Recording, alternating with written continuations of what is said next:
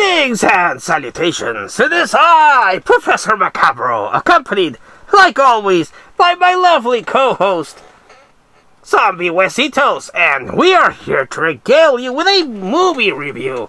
Yes, indeed. I checked out this movie because I was curious about it, having never seen it, thanks to the Movie Dumpster podcast. In one of their recent episodes, they showcased this movie, and I was like, I've never actually seen that. And I was flipping through Tubi, which again is becoming a goldmine of these obscure movies, and I checked it out there. Virtually, I don't have a physical copy of this, because if it were up to me, if I had the money and, well, quite frankly, the space to store everything I wish I owned, I would own it all. But unfortunately, that is not the case. Either I can't come across a copy in the wild, or I don't have the money to order it online. But Tubi, again, has been my savior of obscure movies. I don't find everything there because I have noticed that American Tubi has a different selection than we have here in Mexican Tubi. So, yes, unfortunately, not everything is on the same thing happened with Netflix. I don't know what it is, why they do that. But anyway. And also, I must, commend Tubi. I am sure that someone that runs Tubi watches my videos and, takes notes of what I mention about this service. Because when Tubi came out, I did mention that, the horror movie selection in English was very lacking, and a little while later, they started pumping out horror movies in English, and I was like, oh, thank you. Recently, I was bitching about how they augmented the number of ads. But on this watch, I must say the ads went back down. I got 2 at the beginning, then a few sprinkled here and there, and 1 before the end.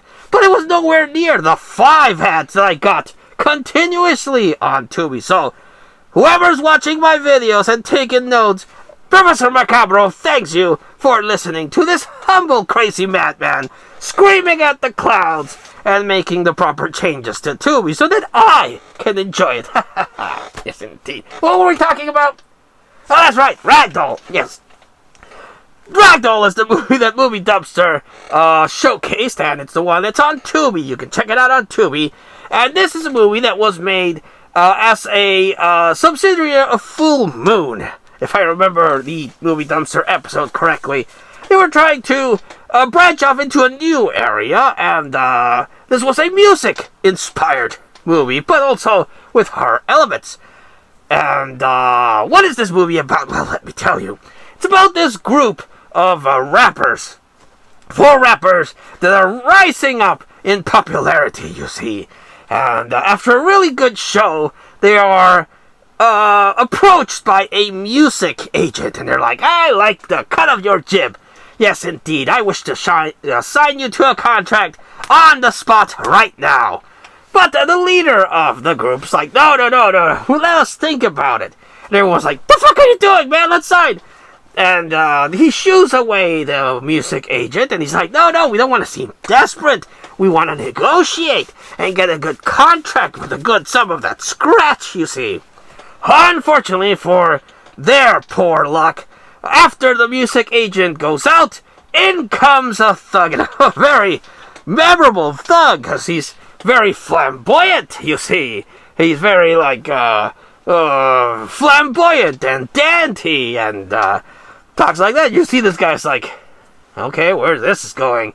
And then when they're like, oh no, we don't want to sign with your boss because we know that he's a crime boss, and we don't want none of that business. And this very dandy, flamboyant guy switches on, and then he gets impulsive, like, look, you motherfucker, you gotta come with my boss or I'm gonna mess you up. And everyone's like, okay. Very Jekyll and Hyde kind of situation where he's always like, hello, whatever can I do with you? Like in Beverly Hills Cop, that character. And then when he gets mad, he's like, oh, Hulk smash! And he turns whole wicked. It's very, very interesting how that switch happens. Because when he goes imposing, he's an imposing motherfucker. So, yes, he basically kidnaps these fools and takes them to his boss. And he's like, hey, you're going to work for me because, quite honestly, you don't have a choice. Either you work for me, or I'm gonna fuck you up. But the leader of the group is like, no, give us a chance to think about it and talk about it. And he's like, fool, you don't need to think jack shit. You're gonna sign with me or else. But he stands his ground. He's like, let's think about it.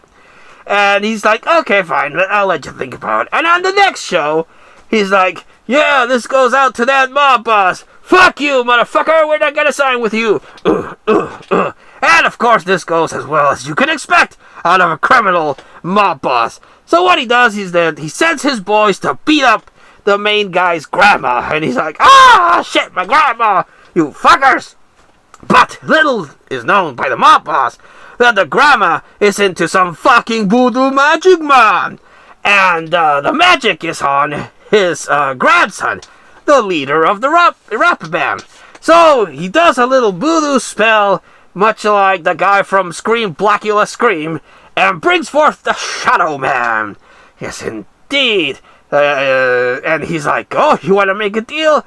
What's your deal? Spin the wheel, make a deal.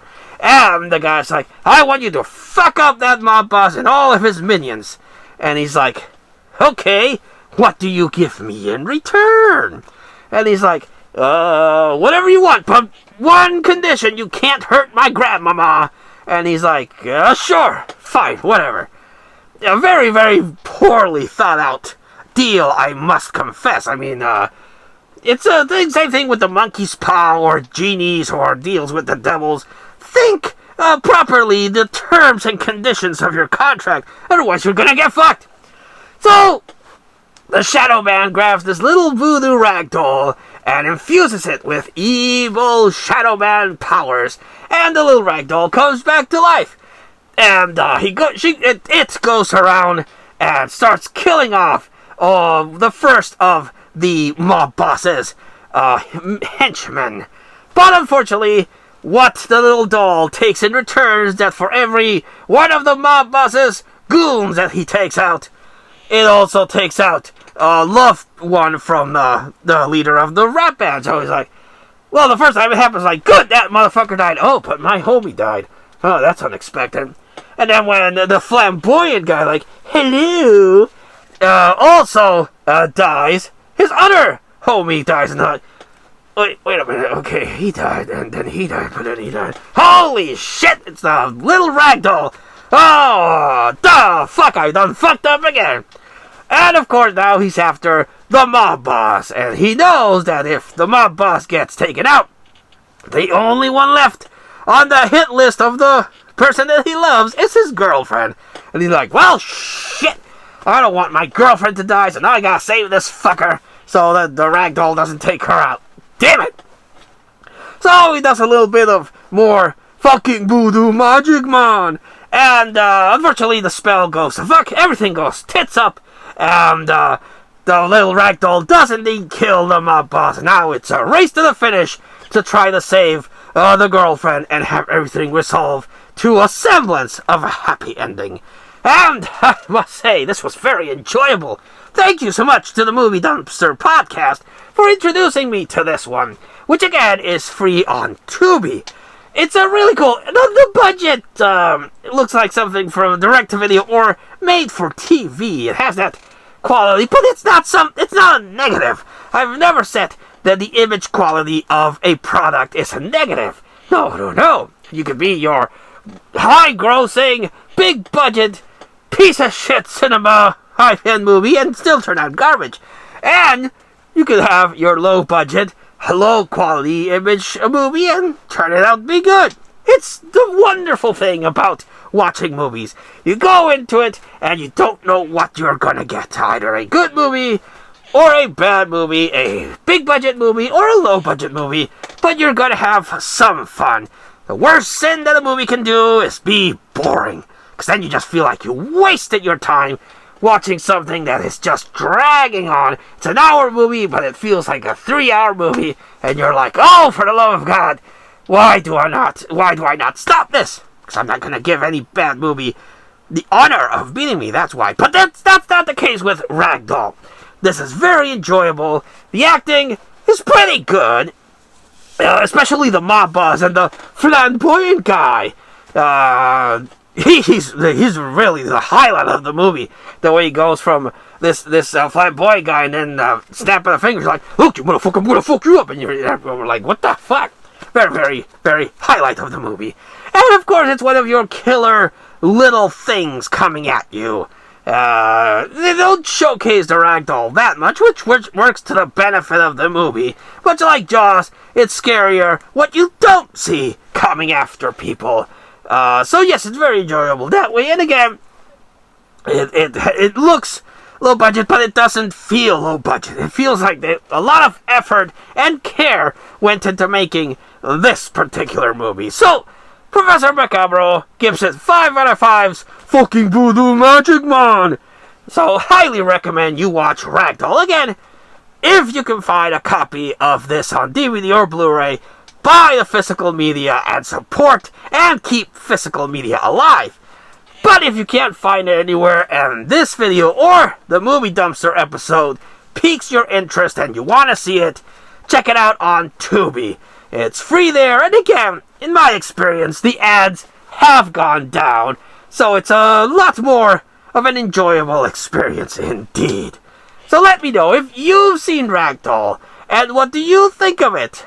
Let me know in the comments down below. But that was the movie review of Ragdoll, and I hope you enjoyed it. Until we see you all again next time, this has been Professor Macabre, that is Zombie Huesitos, and we both wish you all, like always, a good evening.